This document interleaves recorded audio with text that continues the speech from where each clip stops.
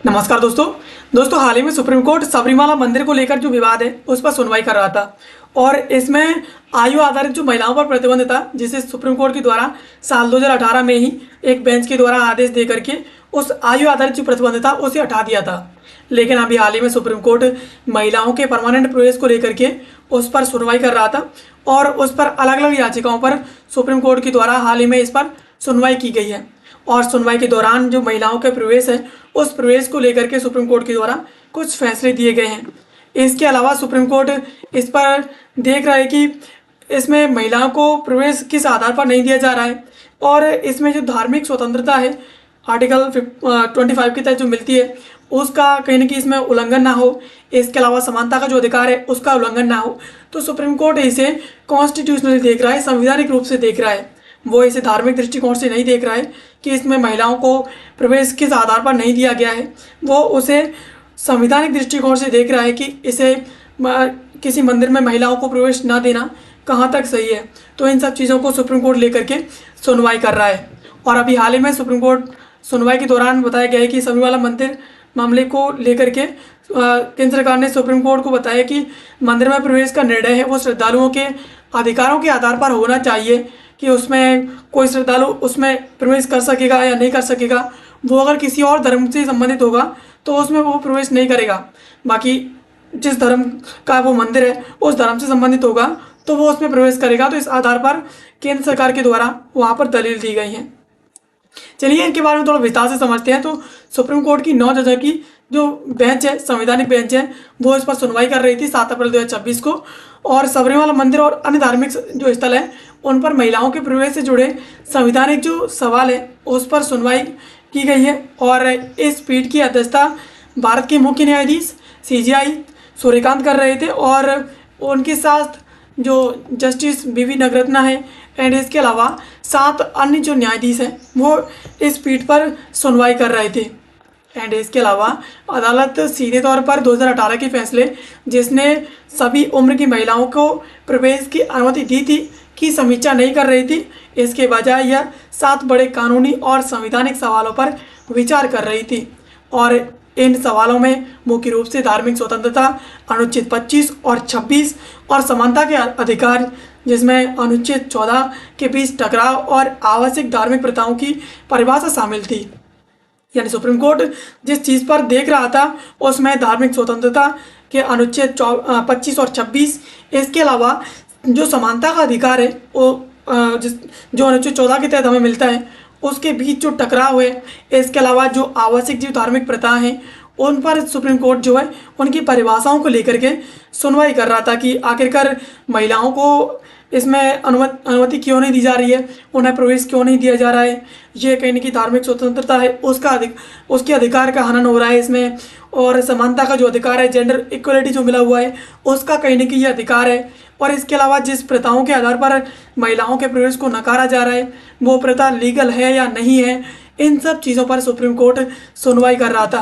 केंद्र सरकार की मुख्य दलीलों की बात करें तो जब सुप्रीम कोर्ट सुनवाई कर रहा था तो केंद्र सरकार के द्वारा यहाँ पर कुछ दलील दी गई। इसमें केंद्र सरकार के द्वारा बताया गया कि साल 2018 में सबरीमाला मंदिर पर दिया गया फैसला गलत था और अदालतों को आस्था और आवश्यक धार्मिक प्रथाओं को बहुत ही संकीर्ण व्याख्या करने का जो अधिकार नहीं है, इससे कहीं ना कहीं बचना चाहिए। यानी केंद्र सरकार ने कहा कि सबरीमाला मंदिर पर सुप्रीम कोर्ट के द्वारा साल 2018 में जो फैसला दिया गया था वो फैसला पूरी तरीके से गलत था। अदालत को किसी भी प्रकार से जो आस्था है और जो धार्मिक स्थल हैं, जो प्रथाएं हैं, उन पर किसी प्रकार का कोई संकीर्ण जो है उसकी व्याख्या नहीं करनी चाहिए। अदालतों से अपील की गई कि हर संवैधानिक मुद्दे को वे जेंडर के दृष्टिकोण से ना देखें। यानी वो एक ही चश्मा पहन करके ना देखें कि इसमें महिलाओं को प्रवेश नहीं दिया जा रहा है या किसी एक विशिष्ट वर्ग को इसमें प्रवेश नहीं दिया जा रहा है। तो इस आधार पर जो है अदालत ना देखे, ऐसी केंद्र सरकार के द्वारा अपील की गई। इसके अलावा केंद्र सरकार ने कहा कि भारत में पितृसत्तात्मक व्यवस्था नहीं है, यहाँ महिलाओं को सर्वोच्च दर्जा दिया जाता है और उनकी पूजा की जाती है। भारतीय न्यायशास्त्र और प्रथाओं में पश्चिमी देशों की नैतिकता को जबरन थोपने का कड़ा विरोध किया।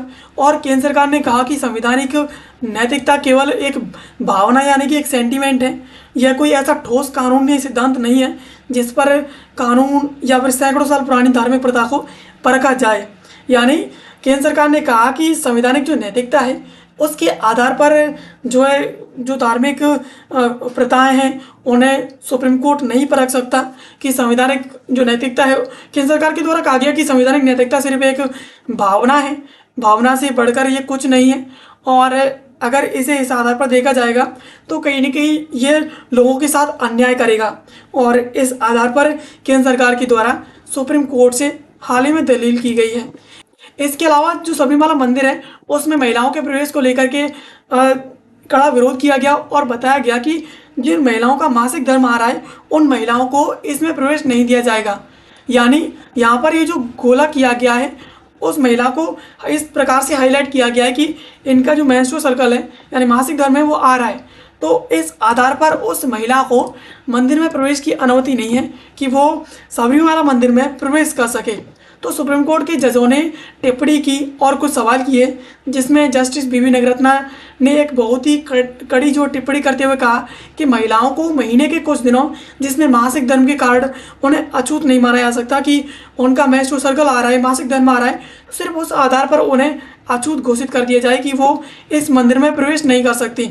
इसके अलावा जस्टिस नगरत्ना ने पूछा कि क्या ऐसे व्यक्ति को जनहित याचिका दाखिल करने का अधिकार है जो उस धर्म या फिर मंदिर का अनुयायी नहीं है, यानी जिस मंदिर में वो प्रवेश करना चाहता है वो उस मंदिर का अनुयायी नहीं है या फिर वो उस धर्म का अनुयायी नहीं है जिस धर्म का वो मंदिर है, तो क्या ऐसा आदमी जनहित याचिकाएं दाखिल कर सकता है या नहीं कर सकता। ऐसा हाल ही में जस्टिस नगरत्ना के द्वारा ये जो सवाल किया गया।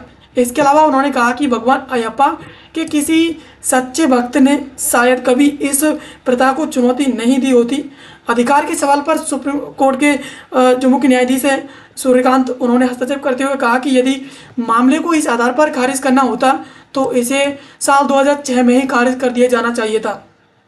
यानी अगर हम इस मामले को इस आधार पर ही अगर खारिज करते हैं कि ये मामला जो है भगवान अयप्पा का मंदिर है और इस मंदिर में महिलाओं को प्रवेश नहीं दिया जा सकता क्योंकि ये धार्मिक मामला है और धार्मिक प्रथा के आधार पर इस आयु वर्ग से अधिक की जो महिला हैं उन महिलाओं को प्रवेश नहीं दिया जाता है, तो इस आधार पर अगर इस मामले को खारिज करना होता तो हम तभी खारिज कर चुके होते। अब तक इस मामले को खींचने का कोई औचित्य नहीं रहता। तो इस आधार पर अधिकार का जो मामला था, स्वतंत्रता का अधिकार है और इस प्रकार से जो अधिकार थे उन पर जस्टिस सूर्यकांत के द्वारा इस पर कड़ा विरोध करते हुए इस पर टिप्पणी की। इसके अलावा इस मामले की सुनवाई की बात करें और इस मामले के दायरे की बात करें कि इस मामले को कहाँ तक बढ़ाया गया है, तो सबरीमाला के मुख्य मामले के साथ साथ इसमें 66 अन्य मामले भी सुप्रीम कोर्ट के द्वारा जोड़े गए हैं। इसमें मुस्लिम महिलाओं के मस्जिद में प्रवेश, पारसी महिलाओं के फायर टेम्पल अग्नि मंदिर में प्रवेश और इसके अलावा दाऊदी बोहरा समुदाय में महिलाओं के खतने यानी जो FGM है उससे जुड़े जो मामले हैं वो भी इसी जो मामला है सबरीमाला मंदिर का उसी मामले के साथ सुप्रीम कोर्ट के द्वारा इसमें ऐड कर दिए गए हैं। इसके अलावा साल 2018 के फैसले और उसकी समीक्षा का समर्थन करने वाले जो पक्ष हैं उनको बताया गया कि वो 7 से 9 अप्रैल तक अपनी दलील रख सकते हैं। इसके अलावा विरोध करने वाले जो पक्ष हैं वो 14 से 16 अप्रैल तक इस पर बहस करेंगे, विरोध करेंगे इसका, और इस पर अंतिम जो जिरह है वो 21 से 22 अप्रैल को होगी और इस प्रकार सुप्रीम कोर्ट इस पर अपना अंतिम आदेश जारी करेगा।